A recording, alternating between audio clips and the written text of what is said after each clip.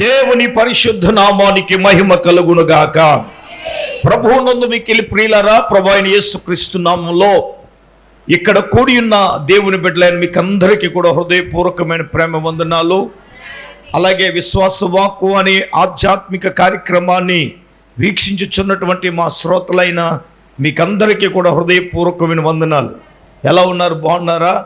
మీరు బాగుండాలని తప్పక మానక మా ప్రార్థనలో మేము ప్రతి ఉదయం మేము ప్రార్థించుచున్నాము అనే విషయాన్ని మేము తెలియజేస్తూ ఉన్నాం. మీలో కొంతమంది ఫోన్ కాల్స్ చేసి మీ ప్రార్థన అవసరత మాకు తెలియపరుస్తున్నారు. తప్పక మీ సమస్యల కోసం మేము ప్రార్థన చేస్తున్నాం అనే విషయాన్ని మీకు జ్ఞాపకం చేస్తున్నాను. మిమ్మల్ని సహాయాన్ని కోరుతున్నాను. ఏ సహాయం అంటే, ఈ కార్యక్రమాలు ఆగిపోకుండా నిరంతరము కొనసాగబడినట్లుగా మీ ప్రార్థనలో జ్ఞాపకం చేసుకోనండి. కేవలం ఇది విశ్వాసంతో ఈ పరిచర్యను ప్రారంభిస్తున్నాం కాబట్టి తప్పక మానక మీ ప్రార్థనలో జ్ఞాపకము చేసుకోవాలని ప్రభు పేరట మీకందరికీ నేను మనవి చేస్తూ, నేటి వాక్య ధ్యానానికి సమయమైంది. మీ బైబిల్ చేత పట్టుకుని దయచేసి కూర్చోవాలని, అటు ఇటు తిరగకుండా దేవుని మీద, ఆయన వాక్యం మీద మీ దృష్టి నిలపాలని ప్రభు పేరిట ప్రేమపూర్వకంగా నేను మీకు తెలియపరుస్తూ ఉన్నాను. దేవుని బిడ్డలారా, ఈరోజు ధ్యానాంశముగా దేవుని వాక్యాన్ని ధ్యానం చేసుకుందాం. ఈరోజు దేవుని అంశం, దేవుని మనకిచ్చిన అంశం ఏదనగా, దేవుని యందలి భయము కలిగి ఉంటే మనకు కలగచేసేవి ఏమిటి? దేవుని యందల భయము కలిగి ఉంటే మనకు కలిగజేసేది ఏమిటి? భక్తులారా వినండి. దేవుని యందల భయము అనేది చాలా ప్రాముఖ్యమైనది. దేవుని యందు భయము మనము కలిగి ఉండాలి. ఈరోజు దేవుని యందు భయము కలిగి ఉంటే అసలు దేవుడు మనకి ఏం చేస్తాడో నేను అడుగుతున్నాను. అసలు దేవుడు అంటే భయం కలిగి ఉండాలా వద్దా? మనకి మనుషుల భయం ఎలాగా లేదు. ఏమండి, లోకంలో ఎవరి భయం మనకి లేదు. నేనేమంటానంటే, ఏ మనుషుడికైనా లోకంలో నీకు ఎవరి వలన దేని వలన భయం లేకపోయినా ఖచ్చితంగా దేవుడంటే ఉండాలి, భయం ఉండాలి. హల్లెలూయా. దేవుడంటే భయముతో మనము జీవించాలి. ఈ రోజున మనుషులలో దైవికమైన భయం లేదు. మనుషులు ఇష్టానుసారంగా జీవిస్తున్నారు, ఇష్టానుసారంగా బ్రతుకుతున్నారు, ఇష్టానుసారంగా మాట్లాడుతూ ఉన్నారు. దేవుని బిడ్డలారా, నేను అంటాను, ఒక వ్యక్తిలో దైవికమైన భయము కలిగి ఉంటే, పాయింట్ నెంబర్ 1, సామెతల గ్రంథం 9వ అధ్యాయం, దయచేసి 10వ వాక్యాన్ని మనం చదువుకుందాం. సామెతల గ్రంథం 9వ అధ్యాయం 10వ వచనం, యెహోవా యందు భయభక్తులు కలిగి ఉండుటయే జ్ఞానమునకు మూలము, పరిశుద్ధ దేవుని గురించిన తెలివియే వివేచనకు ఆధారము. పాయింట్ నెంబర్ 1, ఒక వ్యక్తి దేవుని యందు భయభక్తులు కలిగి ఉంటే ఆ వ్యక్తికి దేవుడు అనుగ్రహించేది ఏంటో తెలుసా? జ్ఞానం. అందరూ చెప్పండి ఏంటి? జ్ఞానాన్ని ఇస్తాడట. లోకములో 2 రకాలైన జ్ఞానాలు ఉన్నాయి. యాకోబు అంటాడు, ఒకటి ప్రకృతి సంబంధమైన జ్ఞానం. అందరూ చెప్పండి, ఈ జ్ఞానం అండి ప్రకృతి సంబంధమైన జ్ఞానం. ఇది పైనుండి వచ్చింది కాదు, ఇది దెయ్యాల వల్ల వచ్చిందట. దేని వల్ల వచ్చిందంట? దెయ్యాల వల్ల వచ్చిందట. ఈ దెయ్యాల వల్ల వచ్చే జ్ఞానములో ఏముందో తెలుసా? మత్సరం ఉంది, ప్రతి నీచి కార్యాలు ఉన్నాయి, అల్లరి ఉంది. నన్ను వినండి, ప్రకృతి సంబంధమైన జ్ఞానములో ఉండేవి ఇవి. ఒకసారి మనం యాకోబు రాసిన పత్రిక 3వ అధ్యాయంలో చాలా పర్యాయములు ఈ వాక్యాన్ని మనం స్టడీ చేసాం. 15వ వాక్యాన్ని చదువుదాం. 3:15, పైనుండి దిగి వచ్చింది కాక భూ సంబంధమైనది, ప్రకృతి సంబంధమైనది ఏలయనగా మత్సరము వివాదము ఎక్కడ ఉండును, చూడండి అక్కడ అల్లరయు ప్రతి నీచి కార్యము ఉంటుంది. వినండి, లోకములో దేవుడంటే భయం లేనోడు ప్రకృతి సంబంధమైన భూ సంబంధమైన జ్ఞానంతో బ్రతుకుతాడు, భూ సంబంధమైన జ్ఞానంతో జీవిస్తాడు. అంటే ఆడు జీవిస్తున్నాడు అనడానికి గల కారణం ఏంటంటే మత్సరం కనపడుతుంది, వివాదం కనపడుతుంది, అల్లరి కనపడుతుంది, ప్రతి నీచి కార్యం కనపడుతుంది. అయితే దీన్ని ఇంత వివరణ నేను ఇవ్వాలని అనుకోవట్లా. కారణం ఏమిటంటే దేవుని బిడ్డలారా, దేవుని యందు భయము లేనివాడు ఈ ప్రకృతి సంబంధమైన జ్ఞానంతో జీవిస్తాడు. ఎప్పుడు చూసిన వివాదాలు కలిగించడానికే చూస్తాడు. ప్రకృతి సంబంధమైన జ్ఞానము వివాదాలకు మూలం. కుటుంబంలో వివాదాలు ఉన్నాయంటే, మనుషుల మధ్యలో వివాదం ఉందంటే, భార్యాభర్తల మధ్యలో వివాదం ఉందంటే, కుటుంబాల మధ్యలో వివాదం ఉందంటే, అన్నదమ్ముల మధ్యలో వివాదం ఉందంటే కారణం ఏమిటి అనంటే ప్రకృతి సంబంధమైన జ్ఞానము మనుషుల మీద ఏలుబడి చేసినప్పుడే ఈ రోజున వివాదాల్లో మన కుటుంబాలు ఉన్నాయి కాదంటారా? టీవీ ముందు కూర్చున్న వాక్యం వింటున్న వారులారా, మీ కుటుంబాలలో ఎందుకు వివాదాలు వస్తున్నాయి? భార్యాభర్తల మధ్యలో వివాదాలు ఎందుకు వస్తున్నాయి? అన్నదమ్ముల మధ్యలో వివాదాలు ఎందుకు వస్తున్నాయి? ఈ ప్రకృతి సంబంధమైన జ్ఞానముతో మనము నిండి ఉండడాన్ని బట్టే కదా, ప్రకృతి సంబంధమైన జ్ఞానముతో బ్రతకటాన్ని బట్టే కదా. అయితే ప్రియమైన దేవుని బిడ్డలారా, దేవుని యందు భయభక్తులు కలిగిన వారికి దేవుడిచ్చే జ్ఞానం ఏంటో తెలుసా? 17వ వాక్యంలో పైనుండి వచ్చే జ్ఞానం. ఇది ఎక్కడి నుంచి వస్తుంది అంటే దేవుడు భయభక్తులు కలిగిన వారికి ఇచ్చే ఈ జ్ఞానం ఏంటో తెలుసా? ఆత్మ సంబంధమైన జ్ఞానము. అందరూ చెప్పండి ఏంటి? దైవ సంబంధమైన జ్ఞానము లేదా దైవ జ్ఞానము. ఇప్పుడు దేవుని యందు భయభక్తులు గలవగాని వారికి ఏమిస్తున్నాడు? దైవ సంబంధమైన జ్ఞానాన్ని దేవుడు ఇస్తున్నాడు కదా. దైవ సంబంధమైన జ్ఞానము చేత మనిషికి కావాలి అని అంటే, ఒకప్పుడు ప్రభువుని ఎరగనప్పుడు ఏ బాధల్లో బ్రతికావు, మత్సరంతో బ్రతికావు, ఎలాగైనా జీవించావు. కానీ నేను అంటాను, దేవుని యందు నువ్వు భయభక్తులు కలిగి ఉంటే, దేవుడంటే భయము కలిగి ఉంటే, దేవుడట నీకు ఏమిస్తాడట? జ్ఞానాన్ని ఇస్తాడట. ఏ జ్ఞానమో ఇక్కడ మనం చదువుదాం. ఏ జ్ఞానం అంటే అది పైనుండి వచ్చిన జ్ఞానము. మొట్టమొదట అది పవిత్రమైనది, తర్వాత సమాధానకరమైనది, మృదువైనది, సులభముగా లోబడినది, కనికరముతోనూ మంచి ఫలముతోనూ నిండుకొన్నది, పక్షపాతమైనను లేనిదై ఉండను. ఇందులో 7 ఉన్నాయి. నువ్వు దేవుని యందు భయభక్తులు కలిగి జ్ఞానం కలిగి ఉన్నావు అనడానికి నిదర్శనం ఏంటంటే, ఒకటి నీ జీవితంలో పవిత్రత కనబడుతుంది. చెప్పండి, ఏం కనబడుతుంది? పవిత్రత కనబడుతుంది. దైవికమైన జ్ఞానంలోనోడు ఎలా ఉంటాడు అబ్బాయి? పవిత్రంగా ఉంటాడు, పవిత్రంగా జీవిస్తాడు. అంటే ఏదో ఈ 40 దినాలు పవిత్రంగా ఉందామా? 40 రోజులు పవిత్రంగా ఉందామా? ఇంకా వాళ్ళకి మనకి తేడా ఏముంది? 40 రోజులు ఏమి తినరు, ఏమి ముట్టుకోరు, ఏమి తాగరు, అబ్బాయి ఏమి ముట్టుకోరు. అని ముట్టుకోవడం అంటే ఏ నీసి తినరు. మనం తినేసే బ్యాచ్లే, దేవునికి స్తోత్రం. అంత మడుకట్టుకుని బ్యాచ్ ఎక్కడ ఉందో ఇది రక్తం వేజీ. 40 రోజులు పవిత్రంగా ఉందామని యేసుబా భక్తి అంటే 40 రోజులు 30 రోజులు అసలు సీజనల్ భక్తి కాదు. నువ్వు దేవుని యందు భయభక్తులు కలిగి ఉన్నావంటే, జ్ఞానం ఇచ్చాడంటే దేవుడు పవిత్రంగా బ్రతకడమే. ఆమేన్. మాటల్లో పవిత్రత కావాలి, జీవితంలో పవిత్రత కావాలి. ఈ పవిత్రత ఎవడు ఉంటుందో తెలుసా? దైవిక సంబంధమైన జ్ఞానము ఎవడిలో కలిగి ఉంటుందో వాడిలోనే పవిత్రత ఉంటుంది. ఈ సమయంలో దేవుని బిడ్డలారా, ఈ రోజున దైవికమైన భయము కలిగి జ్ఞానముతో, ఇప్పుడు బబులోను సామ్రాజ్యంలో రాజైన నెబుకద్నెజరు గారు అతని కలభావం చెప్పినందుకు జ్ఞానులందరినీ ఏం చేస్తానన్నాడండి? నశింప చేస్తానని చెప్పాడు. అర్థమవుతుందా? బబులోను సామ్రాజ్యంలో ఉన్న శకునిగాండ్లు జ్ఞానవంతులైన వారు కూడా, ఎంతకి విచిత్రం ఏంటి చెప్పిన, రాజుగారి కళ వచ్చిందంట.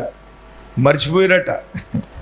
ఇప్పుడు ఏమన్నాడు, నేను ఏదైతే మర్చిపోయినో ఆ మర్చిపోయిన కళ చెప్పాలి, దాని భావం చెప్పాలి.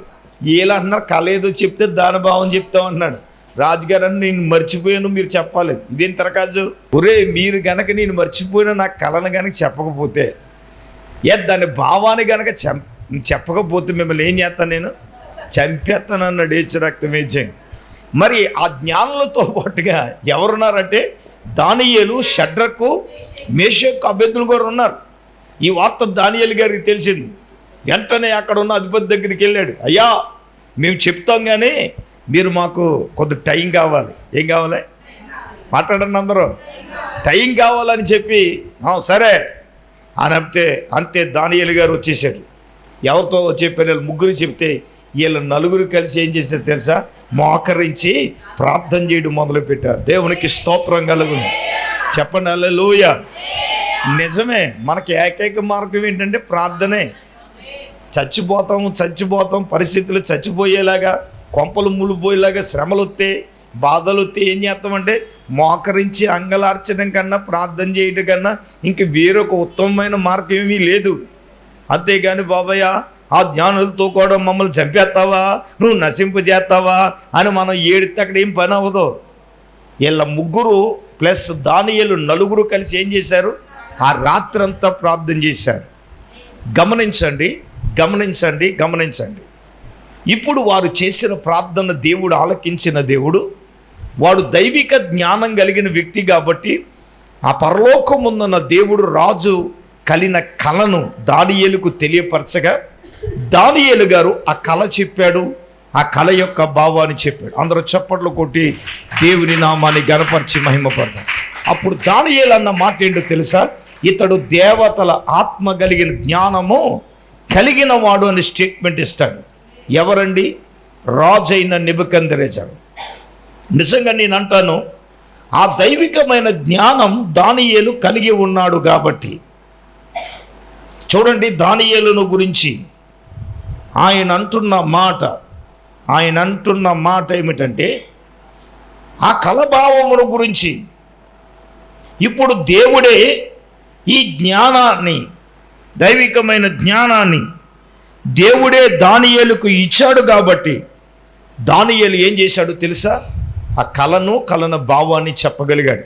ఇంతకీ నేను ఎందుకు చెప్తున్నానంటే, నిజమే కదా, ఏమంటే రాజుగారు మర్చిపోయిన ఆ కళను దానియేలుకి దేవుడే బయలుపరిచాడంటే అది మామూలు జ్ఞానం వల్ల కదా. అలాగైతే ఆ జ్యోతిష్కులు, మంత్రగాళ్ళు వీళ్ళందరూ రాజ్యంలో వాళ్ళందరూ ఏం చేద్దరు? మాట్లాడతలేదేంటమ్మా, చెప్పిద్దరు. మరి అర్థమవుతుందండి. ఈ దానియేలుకే దేవుడు ఎందుకు బయలుపరిచాడు? దానియేలు దేవుని యందు భయభక్తులు కలిగినోడు కాబట్టి, పవిత్రంగా ఉన్నాడు కాబట్టి, ఆ దైవిక జ్ఞానం కలిగిన వాడు కాబట్టి దేవుడు ఆ సంగతి బయలుపరిచాడు కాబట్టి. ఆమెన్. నిజంగా నేను అంటాను, ఈ రోజున దైవికమైన భయము కలిగి ఉన్నవారికి దేవుడు జ్ఞానాన్ని దేవుడు ఇస్తాడు. ఇది పాయింట్ నెంబర్ 1. రెండవదిగా దేవుని బిడ్డలారా, దైవికమైన భయము మనము కలిగి ఉంటే పవిత్రంగా లేదా పరిశుద్ధులుగా మనం ఉండగలం. రెండవదిగా దైవికమైన భయం. చూడండి, దావీదు మహారాజు అంటాడు 19వ కీర్తన 9వ వాక్యాన్ని మనం చూద్దాం. దావీదు ఎలాగంటాడు? యెహోవా యందైన భయము పవిత్రమైనది, అది నిత్యము నిలుచును అన్నాడు. రెండవదిగా దేవుని యందు భయము ఉన్నవాడే పవిత్రంగా ఉండగలడు, పరిశుద్ధంగా ఉండగలడు. ఇందాక ఆల్టర్నేట్గా చెప్పాను, దైవికమైన జ్ఞానము దేవుడు ఎవరికి ఇస్తాడో వాడు ఎలాగుంటాడు? పవిత్రంగా ఉంటాడు. రెండవదిగా దేవుడందు భయము కలిగిన వాడు పవిత్రంగా, పరిశుద్ధంగా ఉండగలడు. దానికి ఉదాహరణ ఎవరంటే, పాత నిబంధన గ్రంథములో యోసేపు ఎవరండి? యాకోబుకు పుట్టిన 11వ సంతానం. ఇతడు చిన్ననాటి నుండి కూడా దేవుని యందు భయభక్తులు కలిగిన వాడండి. అన్నగారులు చెడుతనం చేస్తున్నా కానీ అన్నగారులతో కలిసి ఉన్నాడు, కానీ అన్నగారుల యొక్క చెడుతనములు అతడు పాలు పంపులు పుచ్చుకోలేదు. మరి ఏం చేసేవాడు అంటే, వాళ్ళ అన్నగారులు చేస్తున్నా ఆ చెడు నడతను, ఆ చెడు కార్యాలన్నింటినీ కూడా తీసుకుని వచ్చి ఎవరికి చెప్పాడు తెలుసా? వాళ్ళ తండ్రికి చెప్పేవాడు. నిజంగా నేను అంటాను, యాక్చువల్గా అన్నగారులే చేస్తున్నప్పుడు తమ్ముడు కూడా కమిట్మెంట్ అయ్యి ఏం చేయొచ్చు చెప్పండి? బహుశా నేను అనుకుంటున్నాను వాళ్ళ అన్నగారులు కూడా వీరి చేత బలవంతం చేసేవారు, రారా చేయరా, తప్పేమి లేదు, ఏమీ లేదు, మేము చేస్తున్నాం కదా అని ఒకవేళ ఫోర్సు చేయొచ్చు. ఓ మాట చెప్పనా, ఎంత ఫోర్సు చేసినా చిన్ననాటి నుండి దేవుడంటే భయము కలిగి ఉన్నాడు కాబట్టి యోసేపు అన్నగారులు తప్పు చేస్తున్నా అతడు తప్పు చేయలేదు, అన్నగారులు చెడుతనం చేస్తున్నా అతడు చెడుతనము చేయలేదు. కారణం ఏంటో తెలుసా? దేవుని భయం ఉన్నవాడు. ఈరోజు యవనస్తులు ఉన్నారు ఇక్కడ, యవనస్తులకు ఒక సవాల్. ఈరోజు యోసేపు యొక్క జీవితాన్ని మీ ముందు పెట్టుకోవాలి. దైవికమైన భయంతో మీరు ఉండాలి. ఎవరు చెప్పవలసిన అవసరం లేదు. దైవికమైన భయం ఉంటే మన స్నేహితులు పాపానికి ప్రేరేపించిన మనం తప్పు చేయలేము. చేయగలమా? చేయలేం కదా. ఇప్పుడు అన్నగారు ప్రేరేపించిన చెయ్యకపోయి వాళ్ళు చేసేదంతా తీసుకుని వచ్చి అన్నగారుల గురించి తన తండ్రికి చెప్పాడు కాబట్టే అన్నగారులందరూ కూడా యోసేపు మీద పగబట్టారు. పగబడ్డానికి గల కారణం ఏంటి? అదే కదండి. అయితే ప్రియులారా, ఆ యోసేపు యొక్క జీవితంలో మనం చూస్తే నిజంగా అతనికి ఒక సంఘటన మనకు తారసపడింది. అన్నగారులందరూ కొట్టేసి మొత్తం మీద వస్త్రాలు లేనివాడిగా అమ్మేశారు ఐగుప్తులు. ఆయన ఎవరు కొనుక్కున్నారు? మిద్యానీలు తీసుకొచ్చి పొతీఫర్కి అమ్మేశాడు. పొతీఫర్ చూశాడు, ఇతడు ఓహో దేవుడు ఉంటే భయం కలిగినోడు అని చెప్పి. ఏమండి, ఇతనికి దేవుని బిడ్డలారా గమనించండి, ఆ ఇంటి బాధ్యత అంతా కూడా పొతీఫర్ ఎవరికి అప్పగించాడు? యోసేపుకి అప్పగించాడు. యోసేపు గారేమో ఆయన మీద కన్నేస్తే ఆవిడ గారేమో ఈయన మీద కన్నేసింది. దినదినము పాపము చేయమని ప్రేరేపిస్తుంది. నేను ఎందుకు యోసేపుని ఎంచుకున్నాను అంటే, యోసేపు ఒక రోజున అంటాడు, ఆదికాండము 42:18 యోసేపు వాళ్ళ అన్నగారులతో చెప్తూ మూడవ దినాన్న యోసేపు వాణిని చూచి, నేను ఎవరికి భయపడేవాడిని? మాట్లాడాలి. నేను ఎవరికి భయపడేవాడిని అంటున్నాడు యోసేపు. వాళ్ళ అన్నగారితో చెప్తున్నాడు, నేను ఎవరికి భయపడుతున్నాను? నేను దేవునికి భయపడేవాడిని. నిజంగా నేను అంటాను, ఆ రోజు దేవునికి భయపడేవాడు కాబట్టి, యోసేపు దేవుని యందు భయభక్తులు కలిగి ఉన్నాడు కాబట్టి ఆ స్త్రీ బలవంతము చేసిన ఏమన్నాడు తెలుసా? నేను నా దేవునికి విరోధంగా నేను పాపము చెయ్యలేను. నిజంగా నేను అంటాను, దైవికమైన భయం ఉన్నవాడు ఆ విధంగా చెప్పగలడా? దేవుని భయమే మన జీవితాల్లో మనం కలిగి ఉన్నప్పుడు, పాపము చేయమని ప్రేరేపించబడినప్పుడు మనం చెప్పగలమా? తినమని బలవంతం చేస్తున్నప్పుడు నేను తినను, తింటే నేను అపవిత్రం అవుతాను అనే మాట నువ్వు ధైర్యంగా చెప్పగలవా? చెప్పండి. నన్ను ఒక ఆయన ప్రశ్న వేసాడు, మీ పాస్టర్ గారే మేమేదో పెట్టుకున్నాం వచ్చి తినేసాడు, ఈ ఊళ్ళోనే ఉన్నాడు పాస్టర్ గారే, పేరు ఎందుకులేండి అని డైరెక్ట్గా నన్ను అన్నప్పుడు, నువ్వు పాస్టర్ కదా, నువ్వు ఎందుకు రావు? నేనన్నా వాళ్ళు వేరు, నేను వేరు. అదేంటి, మీరు వాళ్ళు ఒకటే కదా. కొంత వాగ్వాదం జరిగింది. ఆ రోజు ఫుల్ లెఫ్ట్ అండ్ రైట్ ఇచ్చేసాను. అప్పటి వరకు నేను వెళ్ళి క్రిస్మస్కి పిలిచేవాడిని, వాళ్ళు క్రిస్మస్లకు వచ్చేవారు, ఏమండి భోజనం చేసేవారు.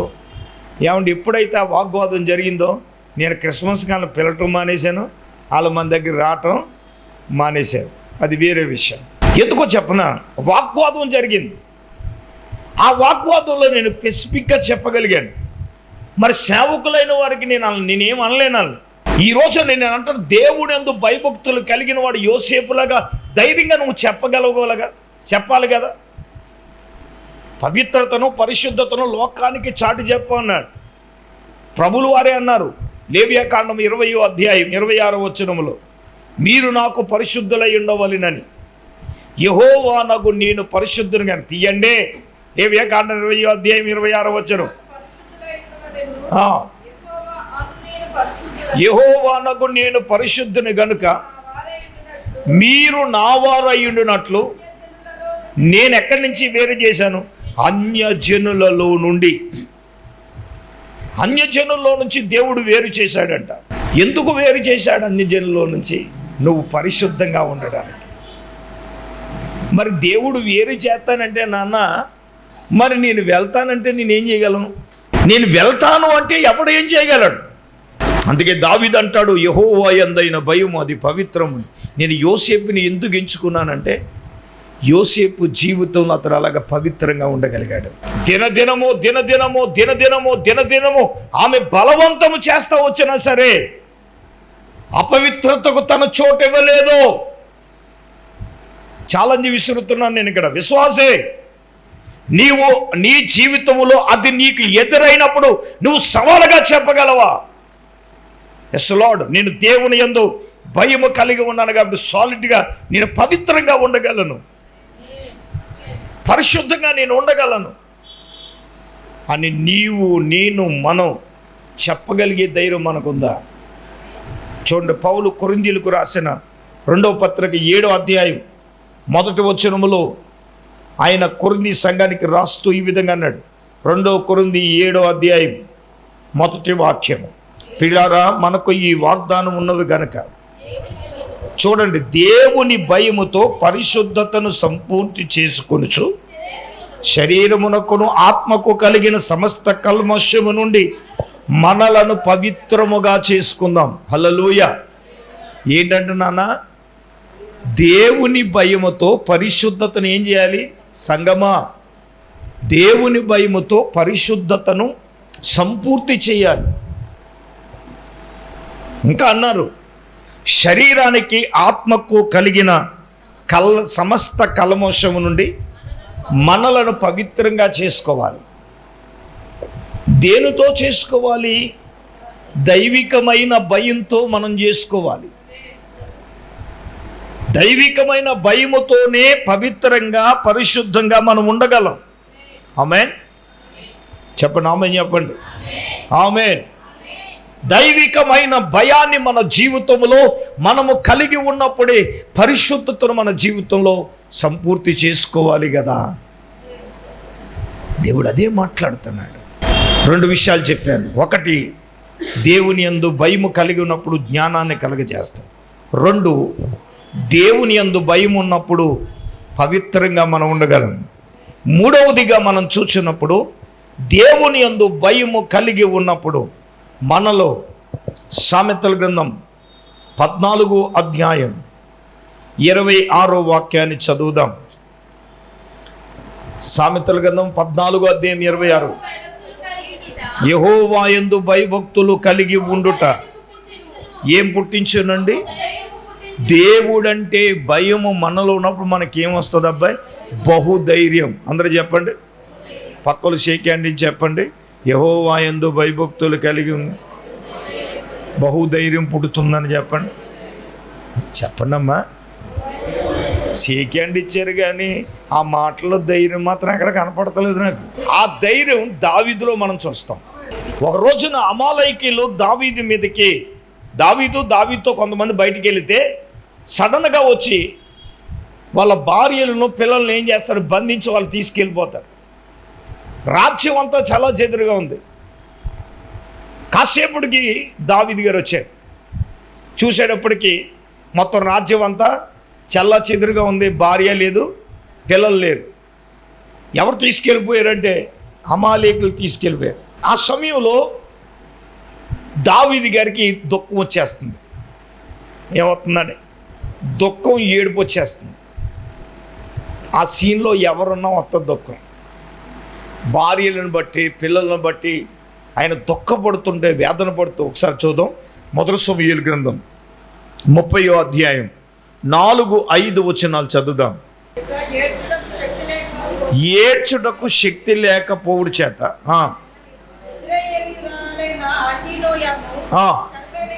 నాబాలు భార్య అయిన అబీగయిలును ఆ, దావీదు ఇద్దరు భార్యలను చెరలోనికి కొనుక్కోబడగా చూచి దావీదు మిక్కిలి దుఃఖపడి దావీదు గారు మిక్కిలి దుఃఖపడుతూ తమ తమ కుమారులను బట్టి కుమార్తెలను బట్టి ఆ, జనులకందరికీ ప్రాణం విసిగినందున ఆ. దావీదు చంపుదుము రంటని ఆ. వారు చెప్పుకొనగా అమ్మ వినండి, తన కూడా ఉన్న వాళ్ళు ఏం చేద్దాం, దావీదుని చంపేద్దాం. అసలు ఈ గొడవ గోల అంతా ఎవడి వల్ల వస్తుంది? ఈ దావీదు గాడి వల్ల వస్తుంది. ఒక మాట చెప్పనా, మనకు పుల్లెట్టి పుల్ల మొగుడు ఎక్కడ ఉంటాడు? మన కూడా ఉంటాడు, ఆడే ఆడతాడు. ఎక్కడ ఉండడాడు అబ్బాయి? మన మీద పడి ఏడిచేవాడు, మనకు విరోధంగా వ్యవహారం చేసేవాడు ఎవడో ఉన్నాడు అబ్బాయి? మన చుట్టూ ఉంటాడు. దావీదు పక్కన చుట్టూ ఉన్నట్టుగానే ఈయనేమో ఏడుతూ ఉంటుంటే, ఈయనేమో బాధపడుతూ ఉంటుంటే, ఇప్పుడు వీళ్ళు ఏం చేస్తున్నారు? దావీదును రాళ్ళతో కొట్టి, చెప్పండి అమ్మా, దావీదును కొట్టి చంపేద్దాం. ఇప్పుడు చెప్పండి, భార్య పిల్లలు తీసుకెళ్ళిపోయిన ఆయన ఏడుతున్న ఆయనని. నాకు నచ్చిన మాట ఏంటంటే, వాళ్ళు అలాగ రాళ్లతో రువ్వి కొడదాం అనుకున్నప్పుడు దావీదు గారంట తన దేవుడని యెహోవాను బట్టి ఏం తెచ్చుకున్నాడంట? ధైర్యం తెచ్చుకున్నాడంట. పట్టణ గట్టిగా, ఎవరిని బట్టి ధైర్యం? చెప్పండి, ఎవరిని బట్టి ధైర్యం? దేవుడిని బట్టే ధైర్యం.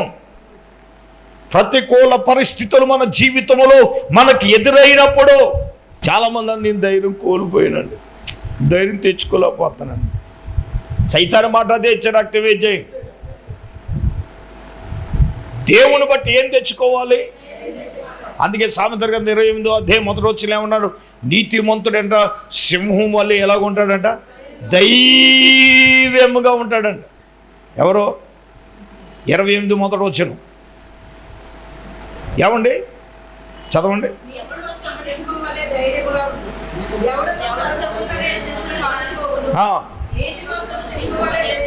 నీతిమంతుడత సింహం వలె ఎలాగుంటాడంట? ధైర్యంగా ఉంటాడంట. ఆమేన్.